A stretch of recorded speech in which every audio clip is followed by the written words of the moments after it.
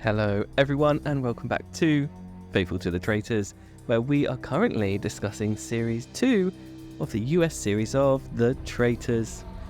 My name's Ben, and I am, as I always am, faithful, honest. Sorry, I was about to say something then. You continue.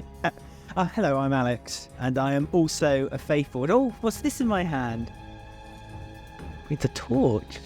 Is it? And I'm going to set you alight. Can't see that. So you're saved for the shield. But you might have some third-degree burns. But you'll be fine. I didn't trust John around that torch. Like, when he was swinging that torch back and forth, I genuinely thought there was going to be an emergency at some point. It looked like he didn't know where he was going. No. He had the strength to hold the torch up. Yeah. What to do with it. He's going to light Alan on fire. He's going to trip over at any moment over a root or something on the floor, and it's very worrying. When London hosted the Olympics in 2012, it's a surprise to no one that John wasn't asked by the Olympic Committee to run that torch around the UK, because let's be honest with you, John would have been a human running torch, let's be honest, by the end of it, or even the beginning of it. But they did give it to Billy Mitchell from EastEnders, so that's true. Okay. That's the main thing. That's true. So anyway, so if you guys are enjoying watching the American Traitors and have something to say, then you can get in touch with the podcast. Go to faithfultothetraitors@gmail.com. You can go to our Twitter @Traitors Podcast. I've decided I'm going to call it Twitter. I'm sick of this X. Everyone does. So. Everyone does. And I've been listening to podcasts and people have been saying, like, I'm not calling it X, I'm calling it Twitter. It's still Twitter. So Twitter @Traitors Podcast, Instagram @Faithful to the Traitors. You can find us on YouTube by searching Faithful to the Traitors Podcast, where you can watch this in video form. You can see our beauty before you, or we may crack your screen, one or the other. Just search Faithful to the Traitors Podcast. If you do, don't forget to subscribe, ring the bell, and give us a thumbs up so you never miss any future episodes. And on there as well, you can then comment underneath the video and give us your points of view there. And if you're listening to us, don't forget to subscribe on your favourite podcast app. And if you enjoy listening to us, give us 5 stars and give us the reasons why you enjoy listening to us. Please, that'd be lovely, because that's a nice way to share us with your friends. Another way you can help promote us is by going to buymeacoffee.com/faithful and by buying us a gold bar or two if you want to help the show grow. Like... Yes, you got lots of recaps here. So Anna bought us some gold bars. She said, "Hello, absolutely love your podcast. I'm American and I love the way you butcher all the American contestants' names. And I've no clue who they are." It's not on purpose either. It's just our quirks. It's fabulous. So we also had one from Elspeth. ELSPETH. Elspeth. Elspeth. Let's call her Elsie. Liz. All right, Els. Or Les. Yeah, Lisbeth. All right, Lisbeth. Queen Elizabeth. We love your podcast. It's funny, uplifting, delight. And you two always make us laugh. Many thanks for your faithful US listeners. And then we have a someone. Oh, hi, someone. Ben and Alex have enhanced. Mysterious someone. Yeah, it's Peter Andre. He was looking for a mysterious girl. GB News. Ben and Alex have enhanced my enjoyment of the various global versions of The Traitors, and their witty and insightful comments and analysis is worth not just a coffee, but a whole Nespresso machine. Thank you, lovely boys. Oh, an espresso machine. And you were saying about us being on video may crack your screen. We had a comment on YouTube about our video. Okay, good. Just started listening to the podcast on Spotify. Thanks for the recaps. Very enlightening. Because the video is also on Spotify, everyone. Oh, yes, you can watch us on Spotify as well. I forget to mention this. So if you've got a Spotify account, if you can listen to us on Spotify, but you can also open it up and we come up as a video form. It's very special. It's very clever. I did not expect to see a wolf and a bear behind your sexy accents. So there's a toy with a giant nose and there's a Piranha Pete. Where's the wolf? So there you go. Are you the bear or the wolf? No comments. People can find the videos and decide. Find the videos and decide for yourselves. Who's the bear? Who's the wolf? That's my Burgerlicious. Yeah. Oh, Burgerlicious. Oh, Burgerlicious today. He was cuddling a bear. He was cuddling a bear in bed. Bless him. Bless his cottons. Bless him. Oh, my God. I can't. I just can't with Bergie. How can you murder Bergie? No one could murder Bergie. A teddy bear in bed. I mean, I have so many... I've really grown attached to a lot of players in this American series. It's surprised me how many players I've grown attached to. Like Bergie, I love. Phaedra, I adore. Peter, I just is like the most intelligent player ever to hit the Traitors. Like I've never seen someone play the game so well in all my Sandra's shook. Dan's shook. Sandra's like she gets it wrong, but it's good that she gets it wrong because she kind of realizes that when she's wrong, and then turns away her opinion. Like she changes her opinion. Sandra doesn't stick to one view and then runs with it, even though she knows she's wrong. No, she gathers information. She actually applies it. And MJ, like today's episode, when she came into the room and was like holding onto her trousers, like like children do when they really need the toilet, and they're kind of like slightly crossing their legs and they're pinching their trousers or their pads. They're nervous or whatever. They're all nervous. She said, "Can I come in?" And they were like, "No." She was like, "Okay." And then later on, she said, "I'm always picked last for everything. I wasn't anyone's first choice." And it was like, "Oh, MJ." Honestly, my heart bled for it. So there's so many characters or players on this show that I've literally, and I really like Parvati as well. I love the way she kind of like goes dark, like on a turn on a hill. Yeah, and it's just I just love them all. I love them. Yeah, there's lots. I guess last episode, it kind of the game really sort of changed and put into a new gear, and you kind of saw that this one because there was no murder. Peter didn't accept his seduce. Again, another reason why I love Peter loyal bachelor. Loyal bachelor, but also finally someone didn't accept a traitor invitation, and he was right to do it. And he said, "I'm doing this for the faithful. I want to win as a faithful. I don't want to win as a traitor." And it's like, good for you. Not much of that was really talked about either. None of them were really trying to think, was someone recruited? Was someone it didn't really come up. I guess there was too much going on, maybe, but didn't really come up this episode. At the breakfast table, when they all walked in and they realised that there was no one murdered, Parvati noticed that Peter had mentioned that he had been recruited. She was being really obvious, I feel. And so did I. So she tried to bring it up, didn't she? She said, "So was anyone recruited? Peter, were you recruited?" And Peter was like, And then everyone put their hands up who was recruited. Someone's lying. Yeah, someone's lying in this room. And it's like, I mean, I'm sure Peter did it because he's playing the long game, but like, I would be so tempted, and maybe this is what Parvati wanted Peter to do, but I would have been so tempted to be like, "Parvati, you're making a hell of an issue out of this. Are you sure you're not a traitor?" I think at that point she's kind of, I don't know if she's kind of thinks that she's lost, so she's just going to cause chaos as much as she can. But then as the episode went on, things were kind of changing in her direction, so she kind of softened it a bit. Did she soften it though? Because Phaedra later on accused Parvati of being an ice queen and being very standoffish with characters, and it was, I keep calling them characters, players. And that, she needs to be careful not to do this because it's literally pointing the finger at her because she's being so defensive. And Parvati was like, and then Parvati to like piece to camera just went, "So yeah, Phaedra has to die." It's like, all right, Parvati, she's just proven your point. Like now you're going against your own. You're like the one person who's on your team and you're going against them as well. It wouldn't be surprising. She's such a good traitor as well. Who, Parvati? No, Phaedra. Phaedra is an amazing traitor. I love her a bit. I love the fact that, and also at the fire, when they did the fire game later on, or when they had to choose a spare, Phaedra kind of reacted to the kind of situations really, I feel like, quite realistically, quite emotionally. And I think that when Cherie chose her, it was real. But like Parvati again kind of called her out on it in front of everyone and said, "Wow, emotions really running high." And it was like, Parvati, what's your plan here? Is it literally just to destroy the kingdom? That's what I mean. I think that's what she's kind of doing, because she kind of thinks she's not going to win it, so she's just going to ruin it for everyone. She's turned into like the new Kate. Like that's kind of what Kate did. Playing it a bit better, yeah. Yeah, but playing it a little bit better, I suppose.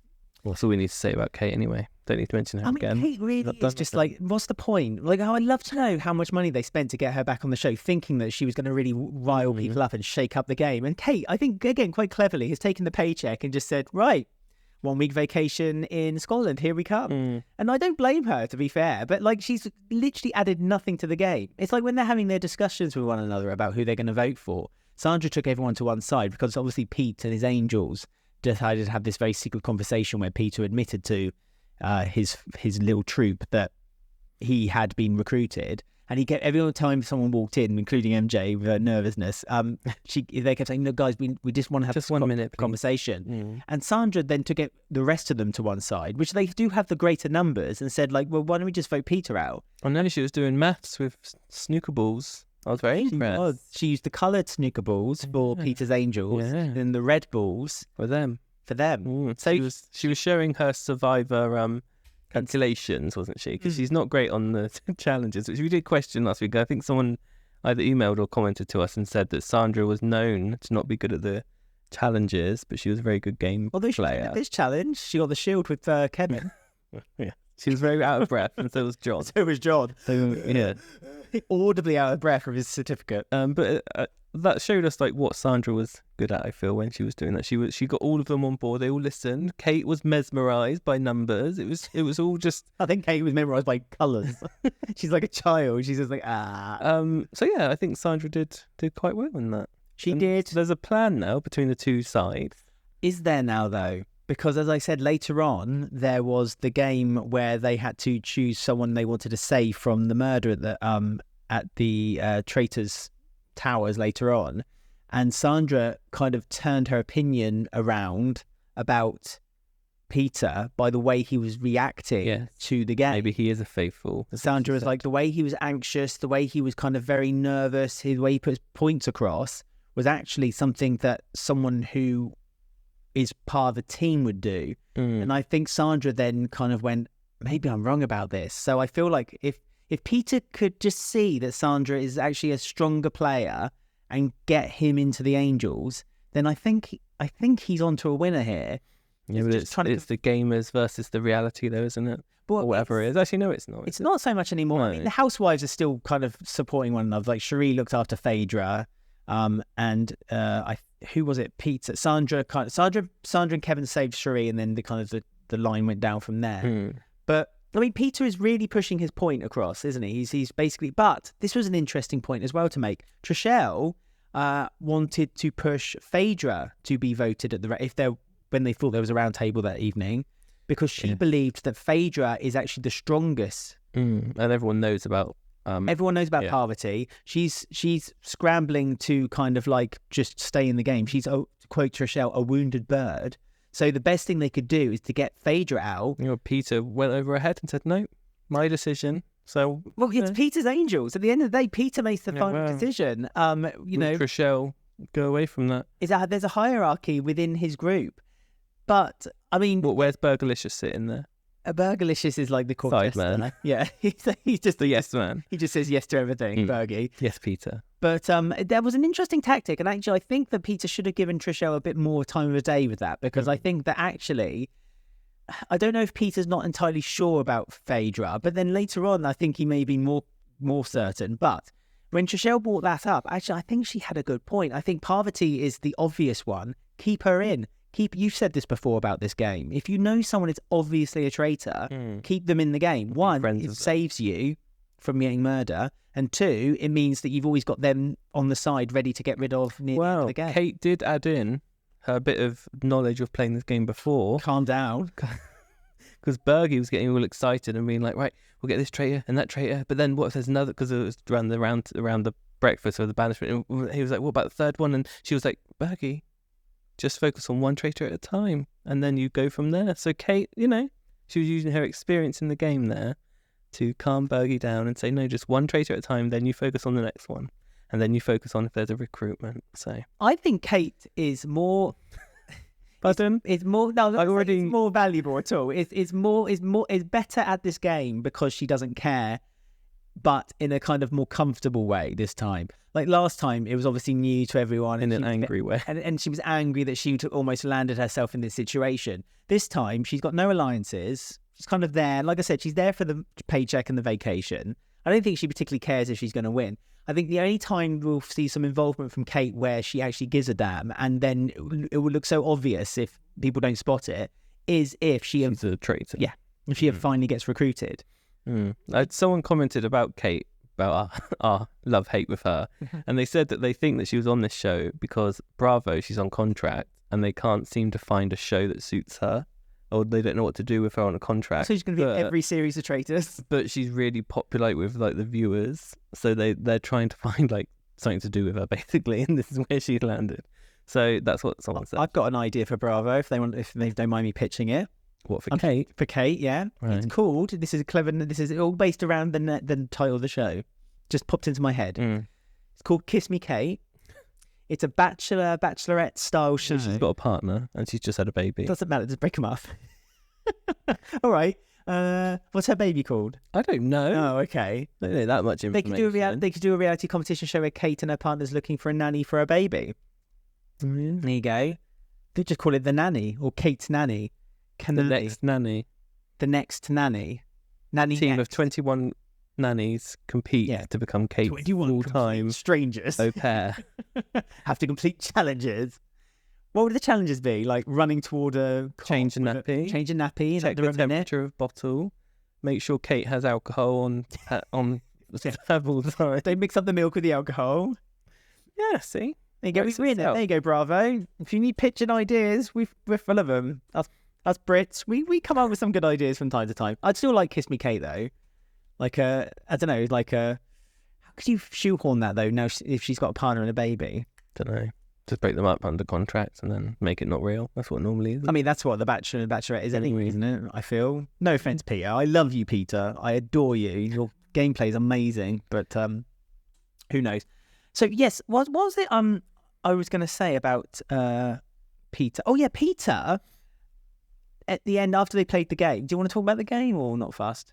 Yeah, it was just like a game of 2 questions and they got traps and Bergie fell into a pit, Peter fell into a pit, and everyone else were in nets, weren't they? Kate went in a hammock. She called it hammock. She was happy because She said it was really nice because there was no dirt on her, and I was like, how is there no dirt? Because you were in a pit of leaves and dirt. Because I don't think she was really in there. I bet they swapped her for a stunt double. But no, just a mannequin.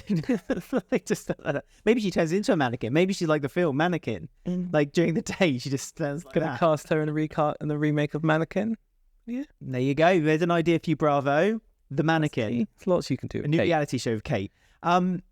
Peter went up to Parvati and Phaedra. They found, strangely, they've opened up the armory to them now to have secret conversation. I know, CT was just in there randomly. Yeah. The production were like, just go in there. And then he said came he out. found it. Yeah, and So he dressed up as a shield and a knight and a god knows what. And then everyone kept going in there to talk privately. It's really weird. So I think CT found it. I'm heavily using inverted commas here. And then Peter used it twice. Peter used it as an office, basically.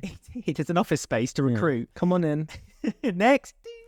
I don't know what he was doing with Parvati and Phaedra, though. What was the point in that? It was really weird. He wanted to have a conversation with them, and you could tell that they were kind of like being a bit standoffish. It's funny. I think the reason he asked them whether they wanted to work together was because he was trying to see if they were going to open up to him. Because they tried to recruit him. But Phaedra was on to him straight away and said, "Oh no, I'm not doing a collusion. I'm not getting involved with you. You're a sneaky little snake. I know what you're up to." But Parvati seemed interested.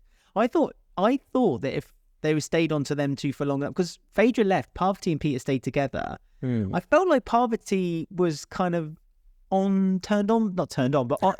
clicked with the idea that maybe if she got together with Peter, Pete would lay off her a little bit, and then they together could then move on to Phaedra a little bit, and maybe put a bit of pressure onto her. Come from that conversation, or any of the conversations in that place. It was really weird. They didn't seem to go anywhere.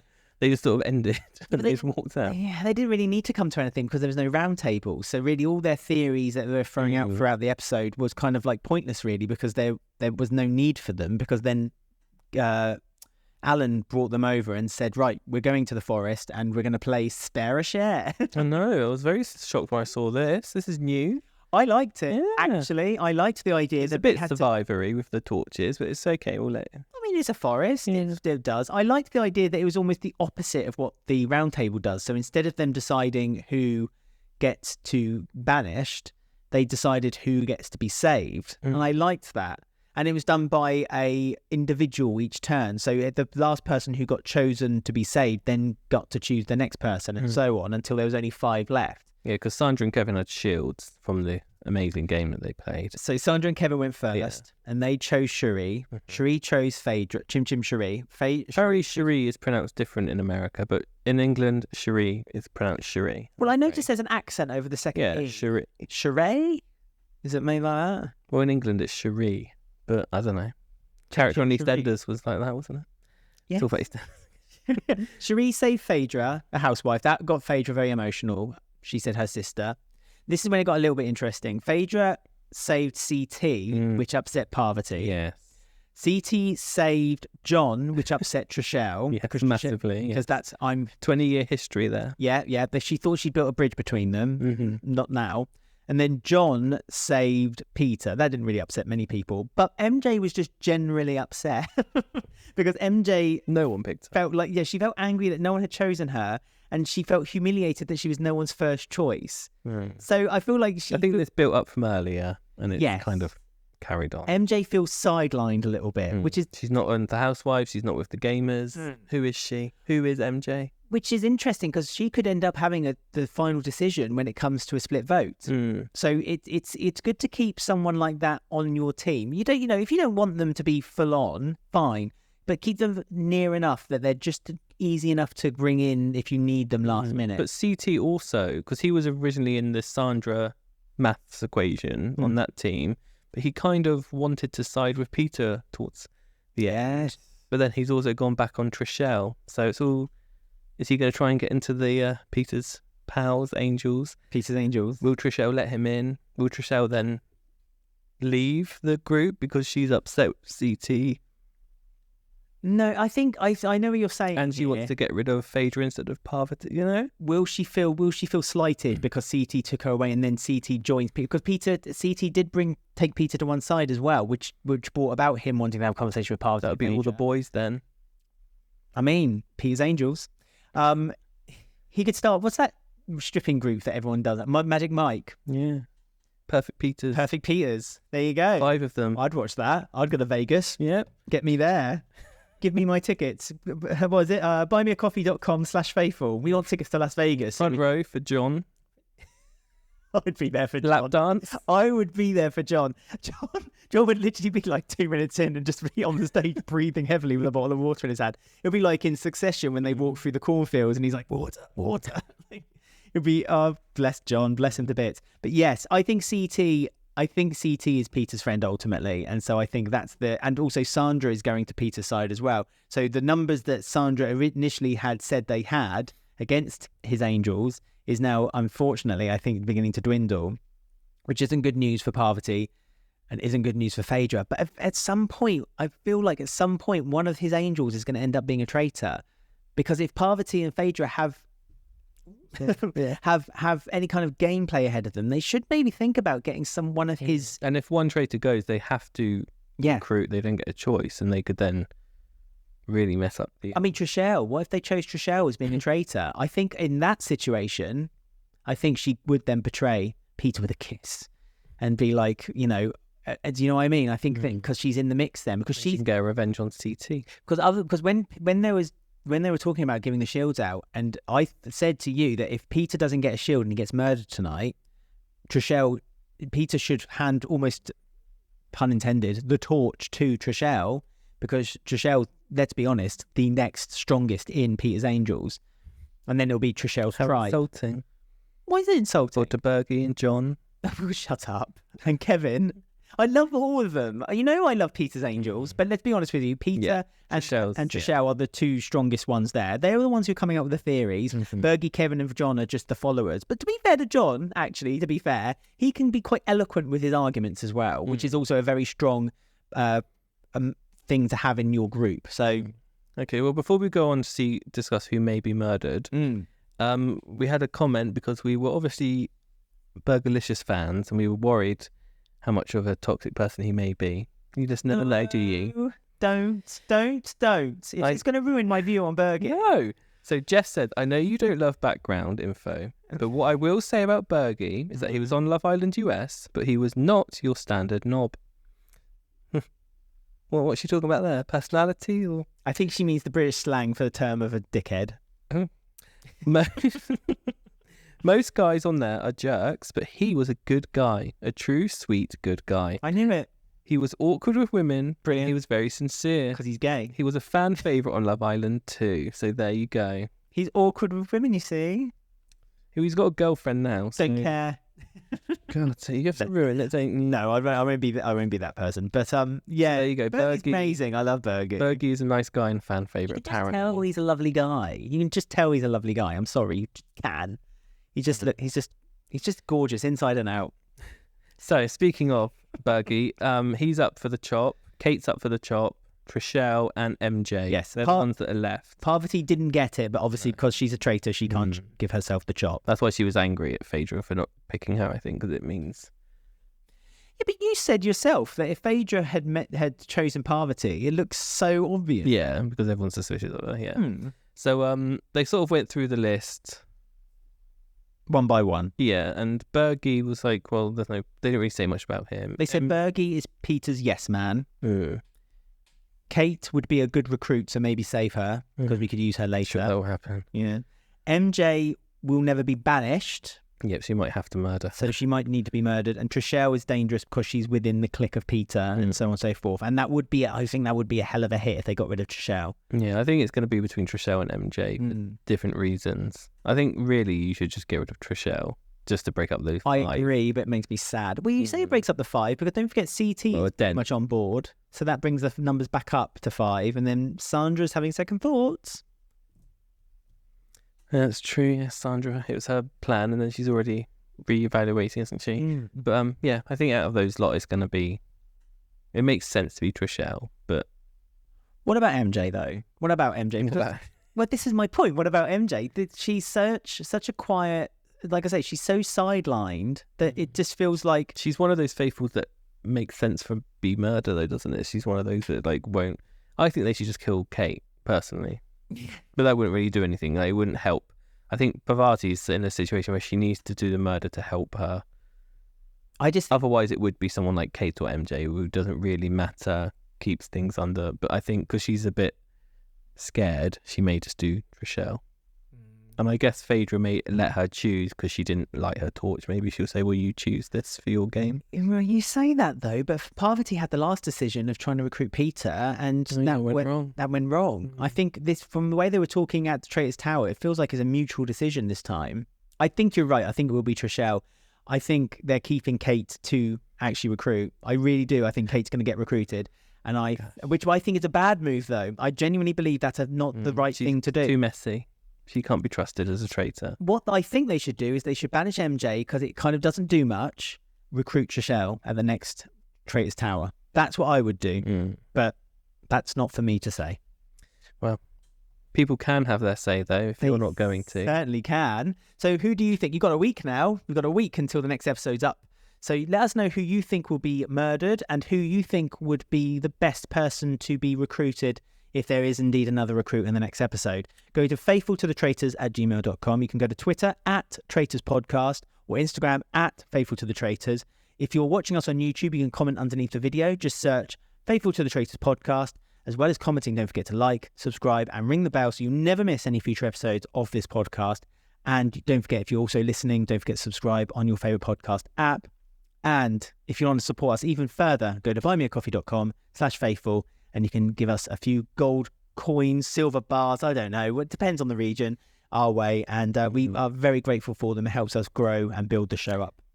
Kate emailed us just quickly, not the Kate, but Kate, who's enjoying all our podcasts and watching all the series. Their wife thinks that they're completely loony because they're addicted to the Traitors. And they have just said, you're both hilarious, insightful, the usual stuff.